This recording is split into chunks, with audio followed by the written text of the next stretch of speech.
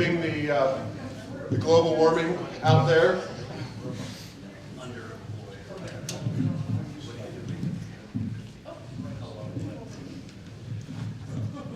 My name is Paul Gessing. I'm president of the Rio Grande Foundation. This is our first ever Congressional Candidate Forum. Rio Grande Foundation is New Mexico's only free market think tank. Some of you actually, it was nice to see you all at the Environmental Improvement Economy Destruction Board meeting today. So we're pleased to have these two candidates here to have a lively and informative exchange of ideas between the Republican challengers. Notably, we invited sitting Representative Ben Ray Lujan to this event. We received no response at all. This is in contrast to Lieutenant Governor Diane Dennish, who was invited to our gubernatorial forum held in Albuquerque back in December, and at least she sent her regrets. So let me thank the two candidates, Mr. Kokesh and Mr. Mullins, not only for attending the forum, but being flexible in terms of our need to shift the forum from last week to this due to weather-related issues. I think Al Gore's got the snow after us. Hopefully they'll keep the community college open long enough for us to complete the forum tonight. And I also appreciate the flexibility of many of those here tonight who were originally going to come last week and were notified at the last second, literally, that we were going to cancel the event. I'd like to thank Corey Davis. He's an intern with the Rio Grande Foundation. He's going to be multitasking for a few minutes until our other intern gets up here from Albuquerque. And Paige McKenzie, who many of you met and hopefully gave a few dollars to and put some questions down on paper to get the candidates on the record on some of these issues. She is our transparency project manager. The video of this event, you can see we're taping it, will be posted on our YouTube channel, and it'll be made available at riograndefoundation.org, and both candidates are welcome to use the video on their websites. Before getting into the details of the forum and introducing the candidates, I'd like to point out that Rio Grande Foundation and both candidates have information. Our information's out in the hallway. The candidates have information on the tables in the back, so if you haven't already grabbed some materials, please do that. I'm just tooting our own horn. The foundation's work is not limited by any means to what you see on the printed material on the table. Today, I didn't even have time to print it out. I had an op-ed in the Albuquerque Journal about the special session now going on here in Santa Fe. So it's an action-packed day here in Santa Fe, in the special session going on where they're going to try to raise your taxes. And of course the Environmental Improvement Board, which is considering regulations to reduce carbon emissions in New Mexico to 25% below 1990 levels. So if you haven't already gotten a chance to comment or you didn't show up today, I would encourage you to communicate your thoughts to the Environmental Improvement Board. And our investigative journalist, Jim Scarantino, has exposed corruption and government waste in New Mexico and the federal government alike, notably the phantom zip codes and congressional districts to which millions of stimulus dollars were allegedly allocated. And Paige McKenzie has worked tirelessly to get different things on the internet relating to the New Mexico government. Up until this year, House votes, for example, taken on the floor of the legislature were not even put online. We are pleased to also announce that we're starting a Santa Fe Liberty on the Rocks. This is a casual, no-host get-together of pro-liberty folks. We even let candidates drop by every now and again, although we can't give them the whole spotlight there. But that's going to be on March 23rd. That's a Tuesday at Rio Chama, where they have Friends of Capitalism. Some of you may have gone to that. 5 to 7 p.m. So come and join us there. I will be talking at greater length there if that is of interest. But it's mostly about fellowship and getting to know the few conservative libertarian types in the Santa Fe area.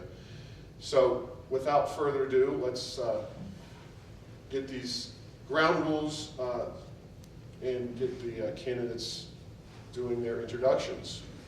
So each candidate's going to have 5 minutes to introduce themselves. And on the way to the forum in here, you should have had a slip of paper or two with a question on it. So hopefully, if you have any questions for the candidates, we're going to start out asking them using the slips of paper that should have been placed in the basket, and I'll have that up here in a second. Once each candidate has introduced themselves, we'll ask candidates questions from those slips of paper. Each one will have 3 minutes to respond, and after some time, and that will allow individuals to ask questions from the floor in order as we can get them. So, Adam Kokesh, his bio is as follows. I edited this down. Both of you guys, I edited down a little bit, quite lengthy bios, but while Adam was attending the Native American Preparatory School in San Ysidro, New Mexico, one of his mentors was a former Marine captain who inspired him to enlist in the U.S. Marine Corps at the age of 17. While majoring in psychology and government at Claremont McKenna College, Adam volunteered to go to Iraq in December of 2003. As a principled non-interventionist, he didn't think the war was going to be worth the cost or be in America's best interest, but he believed that after the invasion, rebuilding constituted a responsible foreign policy. Kokesh left for Iraq in February of 2004. During his service in Fallujah, Adam was promoted to sergeant and awarded a Combat Action Ribbon and Navy Commendation Medal. After receiving an honorable discharge in November of 2006, Adam moved to Washington, D.C. to pursue a master's degree in political management at George Washington University. Since then, he has taken it upon himself as an activist to continue and to honor his oath to the Constitution and principles of liberty behind it.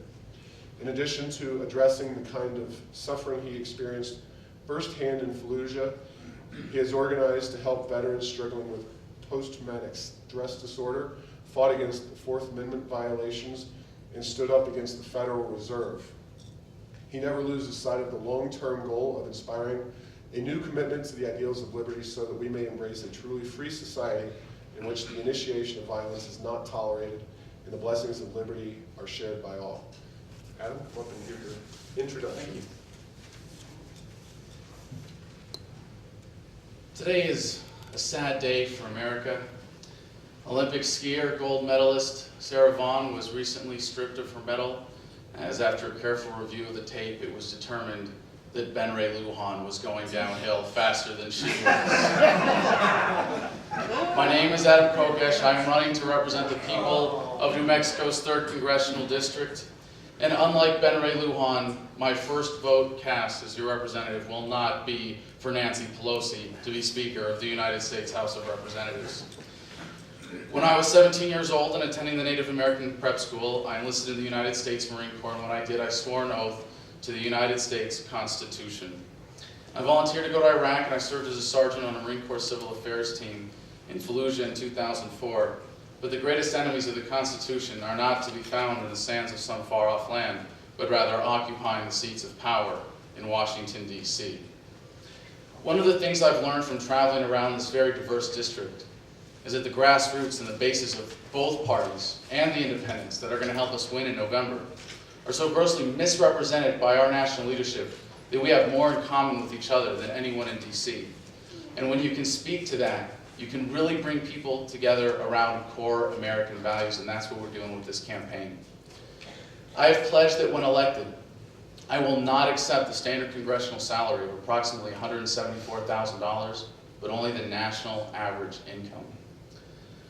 I have challenged all congressional candidates to join me in this pledge, and several, but neither of my opponents, already have. Challenge a candidate to take this pledge, and you can tell immediately by their reaction whether they are in this to serve the people, or rather themselves, party insiders, and special interests. It's time we not only bring back a little humility to public service, but also ensure that people on Capitol Hill have a little skin in the game with the rest of the American people. I commit to you that the first piece of legislation I will submit as your representative will be a bill to peg the congressional salaries to the the median household income as determined by the United States Department of Commerce. I've also started a Facebook group called I Want to Give Congress a Pay Cut. And we already have thousands of members from all over the country. While other members of Congress might be reluctant to co-sponsor such a bill, when their own constituents are exposing them for the political hacks that they really are, I think we'll see a change in tune, or we can replace them with people who are really in touch with average Americans. While almost everyone in Congress is at least nominally opposed to the bailouts, not a single one is challenging the power of the Federal Reserve to execute these bailouts, these secret deals to their bankster friends. I will submit a bill that will repeal Section 13.3 of the Federal Reserve Act of 1913 and take away the power of the Federal Reserve to conduct these bank bailouts in secret.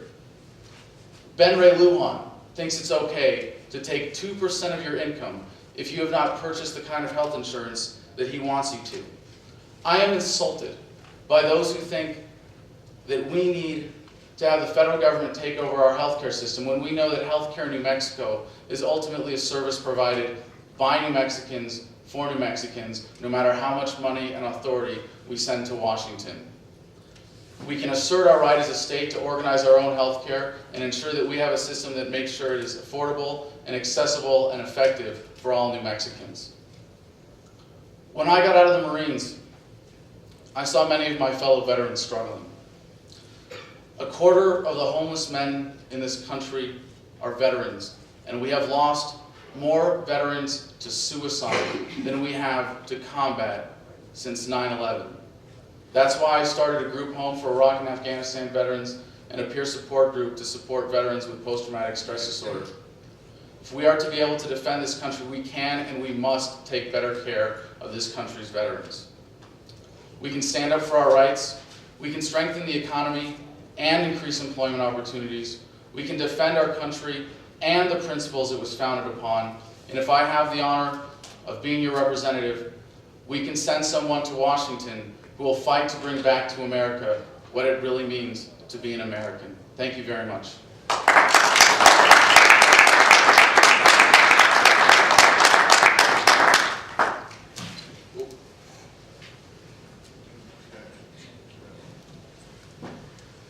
Tom Mullins was born in Boulder, Colorado in 1969.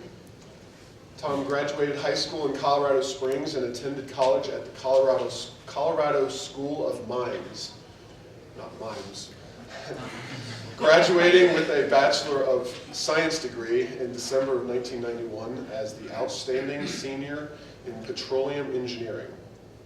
To pay for college, Tom worked at fast food restaurants, grocery stores, and a major food product distributor prior to engineering intern positions with major independent natural gas companies. Tom was both a United Commercial Food Workers Union member and a member of the Teamsters Union.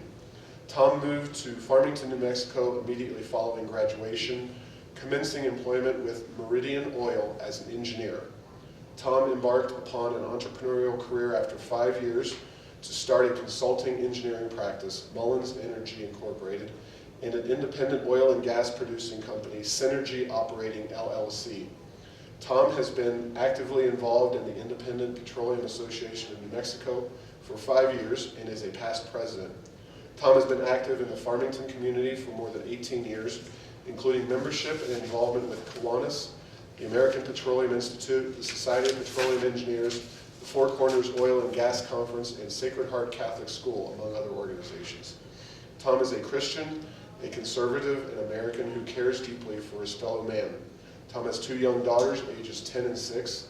Tom has been interested in reading and discussing current events, but has only recently become politically active. While helping with a friend's state legislative campaign, and after that, volunteered in the 2008 election and currently assists grassroots organizations. Tom Mullins.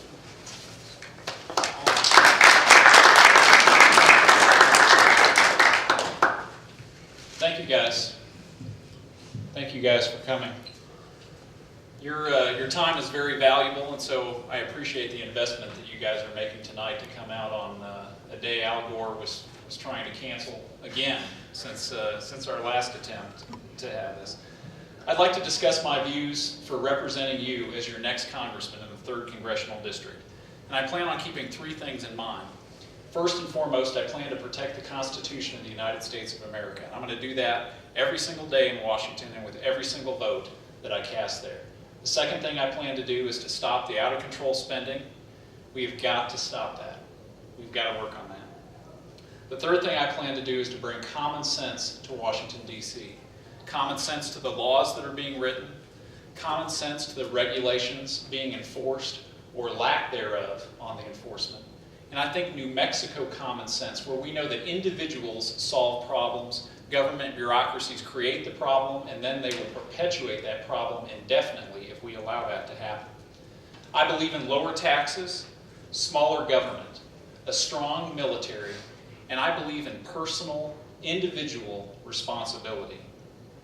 Every dollar that the government takes out of your pocket, for whatever reason, is a dollar that is not available in the free market for the creation of a private sector job, to be spent on a needed item of your choice, or to be saved and invested as you deem appropriate. I will be honest with New Mexicans. Entitlement spending on Medicare, Medicaid, and Social Security must be addressed. Politicians have overpromised and overcommitted, and the bill is coming due. We will have to tell younger workers that these safety net programs may not be as generous as promised, while simultaneously working with our seniors and those who are dependent upon these programs to strengthen their individual capability to flourish. New Mexicans have strong family ties, and we must work within our families to take care of our own. I, like many of you, would rather that we deal with this burden right now rather than shove it off onto our children and our grandchildren. Individual responsibility, individual liberty, and individual freedom must be promoted. These qualities are best taught at home by our parents, but where and when parents are lacking, governments at all levels must allow the opportunity for us to succeed or to fail. I believe in states' rights. I believe in term limits. I believe in the 10th Amendment. The challenge for New Mexico is that we have an economy and a population, frankly, that is dependent upon the government. The Rio Grande Foundation published a study here recently that we have over 25 state, county, and local government workers for every 100 workers that we have. We definitely have some room for improvement. And one solution to that, to these challenges that we face, is to allow for environmentally sound development of our oil, natural gas, uranium, solar, and wind resources upon the public lands that we all jointly own, and also on private lands, because we must have affordable energy in order to fuel our nation's economy. We must also have affordable access to the raw materials that allow private industry to create private jobs. The role of the federal government is to create the proper condition and regulatory environment where private sector jobs can be created by private individuals.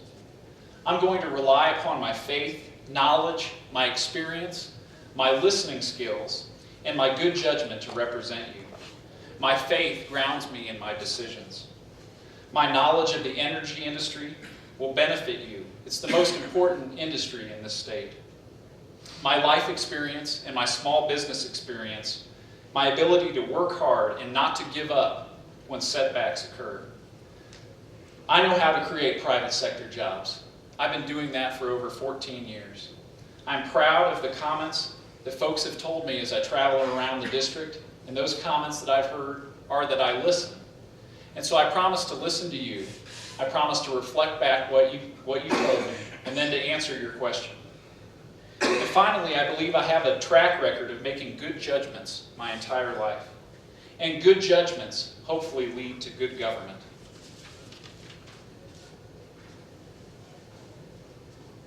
You will have a choice this November in the election. And so this is a job interview. And I'm asking you guys for your vote and your financial support. But we're going to choose something more important. We're going to be choosing whether we're going along the path of corruption and dependency, or if we're going to choose freedom. As your next congressman, I promise that I will choose freedom and I will choose liberty every single time. I thank you guys for coming today.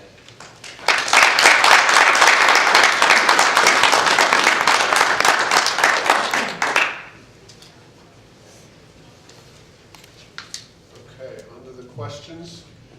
Each candidate will have, as I said before, 3 minutes, and we're going to ping pong back and forth, but Adam's first, so we'll go with him. And the first question is, CD3 is a heavily Democratic district. What are you going to do to move Democrats to the Republican message? It's a great question, and that's something that we get a lot here on the trail from people who are concerned that we have an incredible opportunity here for the Republican Party to take this seat back from Ben Ray Lujan going into 2010, but that we need to put forth someone who can represent our conservative values in such a way that has appeal across the board. And I think we've demonstrated already in the course of this campaign that we can do this. If you check out our website, kokeshforcongress.com, we have some articles written that have been contributed by former Democrats that have crossed the aisle to register Republican just to support this campaign in the primary. But I think there's 3 primary demographics that we really have to go after that I think I have some unique ways and a demonstrated ability to appeal to. And the first, I think, is the real easy one for any Republican running this district that we should be going after are the rural Democrats that really that are much more conservative than the party here would, the Democratic Party here would have you believe. They're very conservative. In terms of gun rights, they very much support some of the traditional rural values, and in most other parts of the country, anywhere else, they'd probably be Republican. So simply having the hustle to reach out to them and show that there's a candidate that represents their values. The next, I think, is in the Catholic community, in the way that we see a socially liberal activist agenda being pushed by the Democratic Party. They are not accurately being represented, and there's a way to appeal to them. And then you have the Democratic counterpart to the Whole Foods Republicans here in the heart of the Blue Blob in Santa Fe and in Taos, where we have what is sometimes referred to as the granola crowd that very much have a certain, they identify as progressives, but they're not progressives in the Obama sense or in the Pelosi sense. I think they're very much progressives in the sense that they believe in individual rights and they believe in localism. And if there was a single theme to this campaign, it would be localism. And when you can talk about the 10th Amendment and the policies of pushing power down locally, it really appeals across the board because you're talking about individual empowerment. And the other things that I think I have a unique credibility on as someone who's not been a party line Republican is as someone who has spoken out against the unconstitutionality of the war in Iraq and our foreign policy in general since I came home. When we see that the vast majority of the troops in the field now want us out of Iraq, as someone who stood up and gave voice to that with an issue that has traditionally been used by the left against Republicans, I think I have a distinct opportunity there and credibility that opens a lot of doors here in this blue blob that no other Republican would be able to get through. All right, the question was, how am I going to win the congressional district, CD3 as it's known? And I believe I'm going to win this because I'm winning it for the people. I think we're all members of what I've been calling the party of knowledge and the party of know, as in K-N-O-W. And it doesn't matter what your registration is. We know when we're being lied to, and every politicians have been lying to us.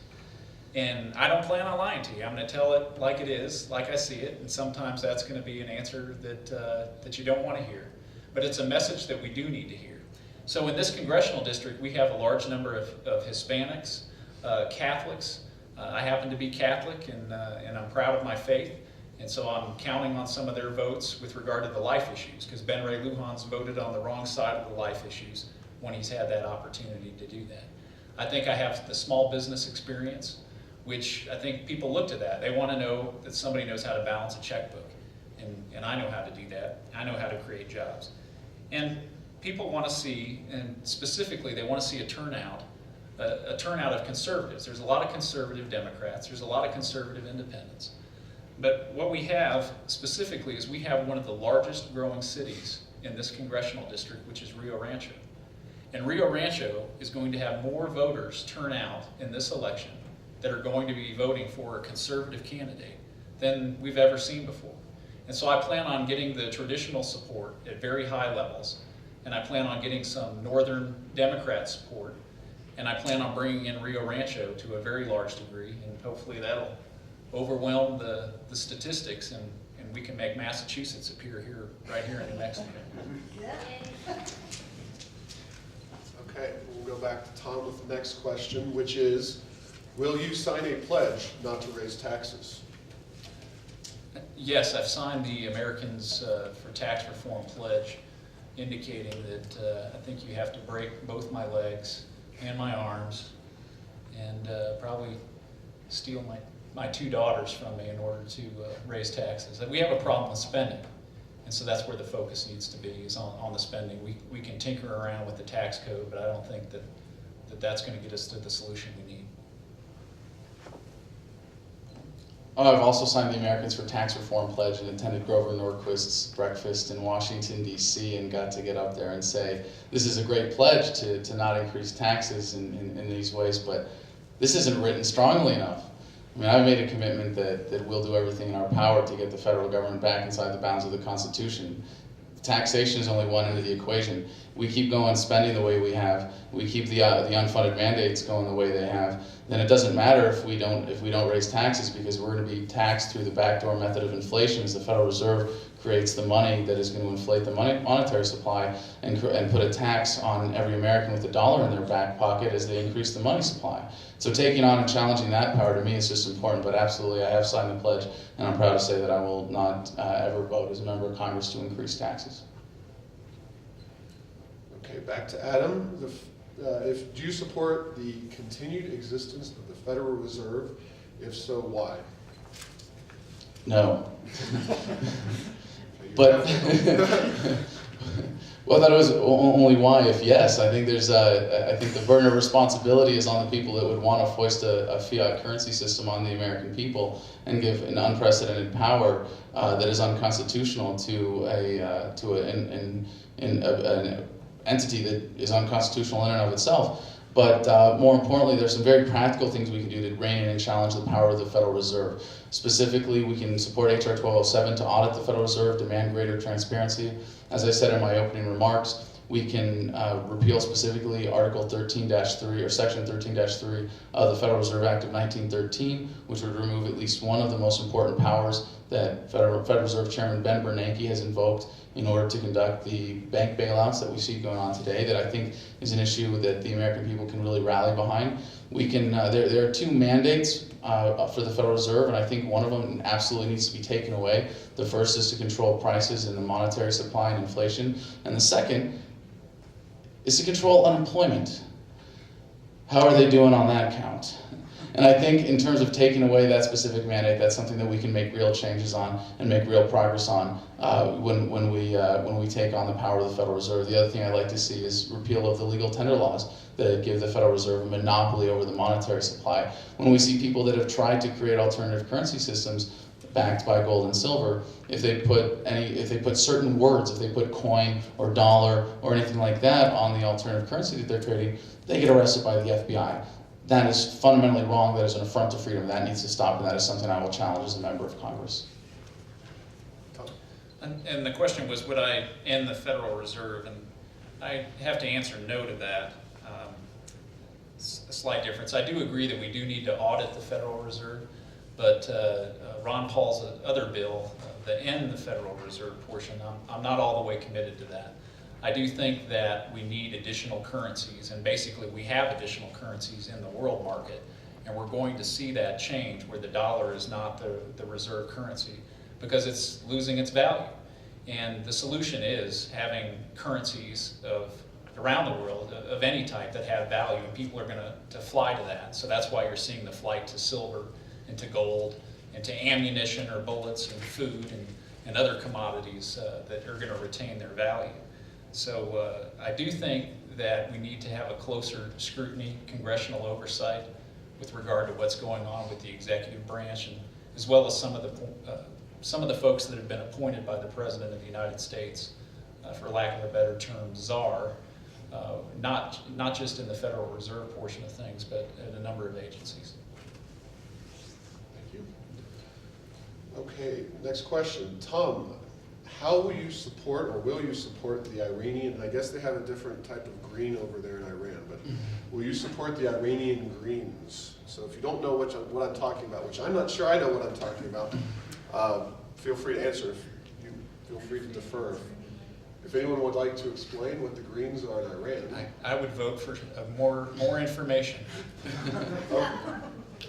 The Greens are the people who are marching in the street to overthrow the Ayatollah and the current dictatorship. Okay.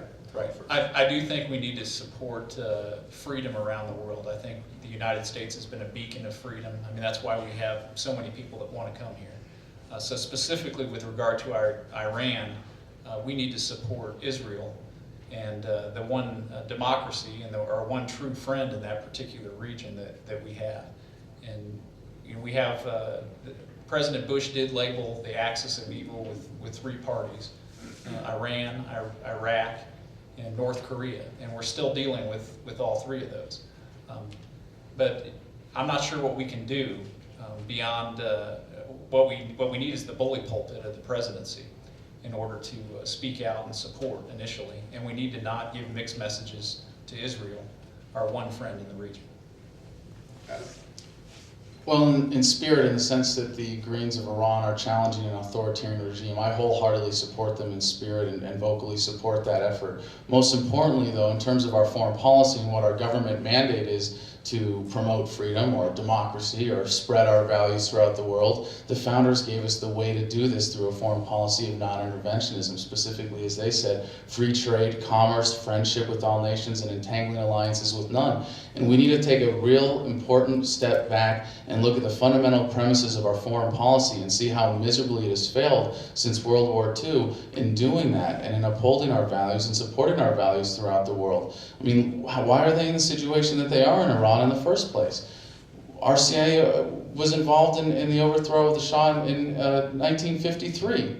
And there are consequences to that, and there are repercussions of our intervention. And we look as well to what we did in Iraq. Look at what happened with the sanctions. We've seen that sanctions, as the most popular weapon of manipulating world affairs, are an abject failure. When we use them to hurt authoritarian regimes throughout the world, they always backfire. The architects of that policy in Iraq have said specifically that 1 million children died as a result of lack of access to food and medical supplies. I mean, that has consequences. That really has some effect on the way that people think of the United States of America.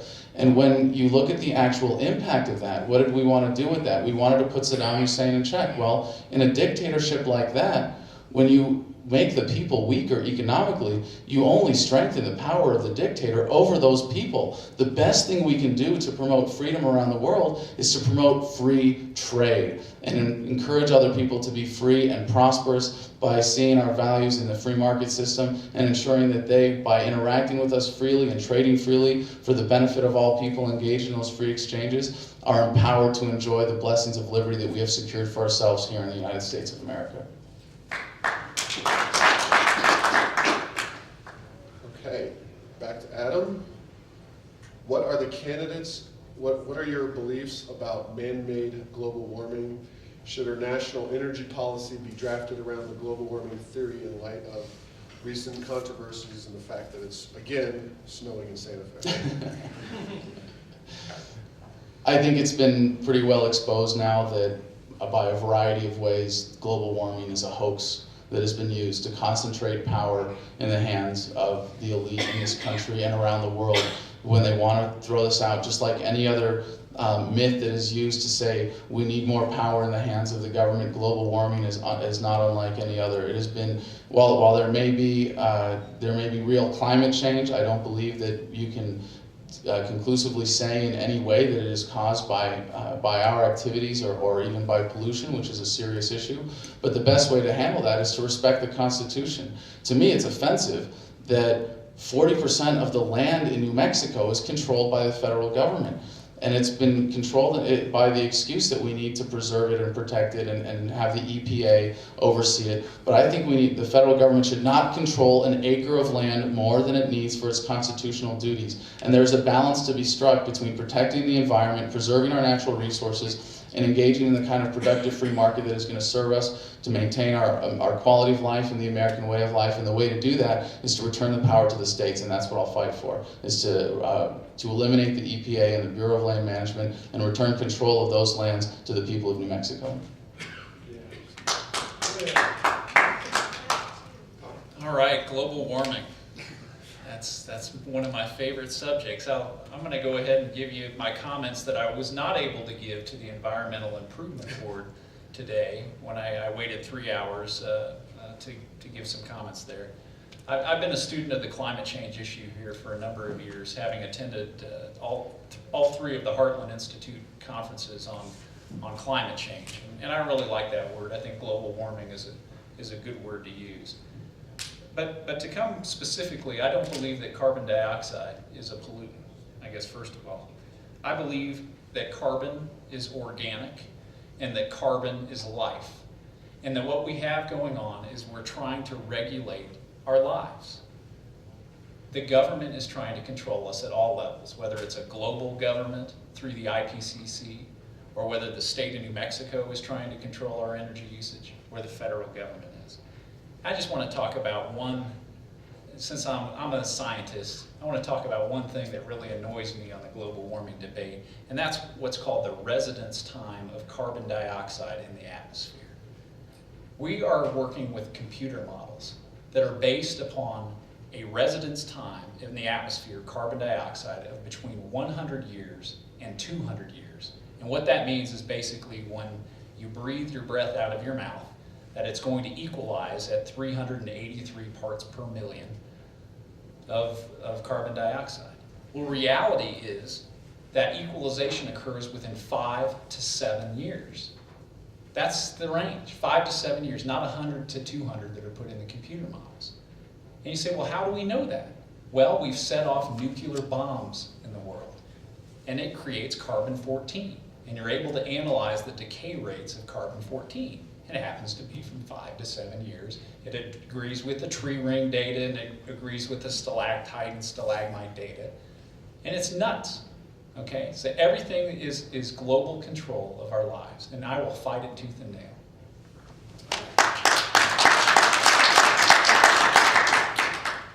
Another question for Tom. Was the Iraq War constitutional? Please explain your answer. Was the Iraq War constitutional? I believe we went into Iraq for the right reasons. I believe, based upon the information that we had at that time, that we went in there to do the job. And so, yes, is the short answer to that. Now the discussion comes back to, do we need a congressional declaration of war for that? And I'd be in support of having that vote. And so I don't see why we don't have that vote, and then we can see where everybody stands on that issue. The war in Iraq is unconstitutional by at least 3 different ways. First, the immediate legal one in the way that the war was not declared. When you invest a power, as the founders did, to declare war exclusively in the Congress, the United States House of Representatives, they did not give them the power to abdicate that responsibility to the executive branch. In fact, they very deliberately wanted there to be a check and balance on the most important issue of that element of our foreign policy. And when the Congress had created an authorization for the use of force and gave that to the president, that in and of itself was unconstitutional. The second way it's unconstitutional is a way that I don't really like, but I think is still important in the way that we honor the rule of law. In the Constitution, when we enter into international treaties by constitutional means, they become tantamount to the Constitution as the highest law of the land. Now, incidentally, it was UN resolutions that were used to support originally an action in Iraq, and then finally the action was in violation of international law, so in that sense it was unconstitutional.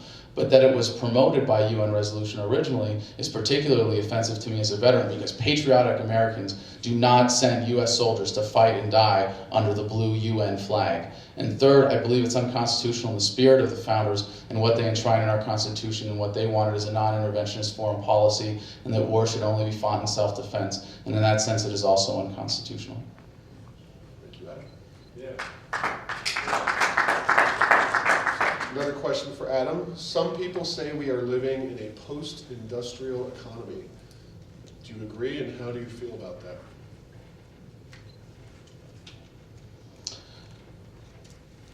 In the sense that we live in a post-industrial economy, I think it's all the more important that we stay true to the values of the free market that this country was founded on. Oftentimes when we have switched, I suppose you could say, more to a service-based economy or a more international-based economy where we are more independent on international trade, it is even there more important that we adhere to the fundamental values that we know lead to prosperity through a free market, through free exchange of ideas, a free exchange in commerce, and in a way that respects the rights of all individuals and the God-given inalienable rights that include property rights that are the foundation of the free market and the capitalist system.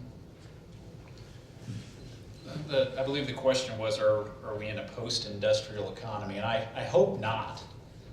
But I do believe that we are in a service-based economy, an information-based economy right now. But that's the problem that we have, is that we need to produce things in this country. And we're blessed with New Mexico's resources and all of our resources in the United States. But we're being destroyed with regard to the regulations that people are putting in place where we cannot produce something. You have to either grow it, sow it, or mine it in order to create something.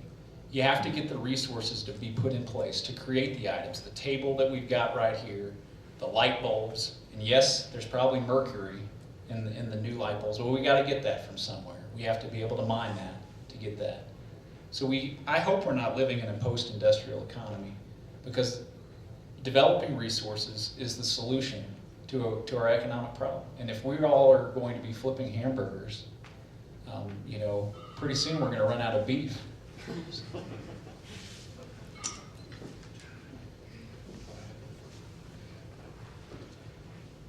I'd like to commend both candidates, just interject here that they've been keeping very well within the 3-minute time period, so I appreciate that, and hopefully when you get to Washington, D.C., that doesn't change too much. But onward and forward. Tom, how important is education? Why? And what should be done about it? Education is very important, but I don't think that the state government or the federal government should have control of that item. I think we have to have parental responsibility, and we need to allow parents to choose the best methods to educate their children. So I'm in favor of school choice. I'm in favor of vouchers. In New Mexico, because of the teachers' unions, we'll probably have to try to settle for a tax credit initially to get that through. But I don't think the federal government really belongs controlling our educational system. I mean, look at the results that we've received so far. And right now, New Mexico's budget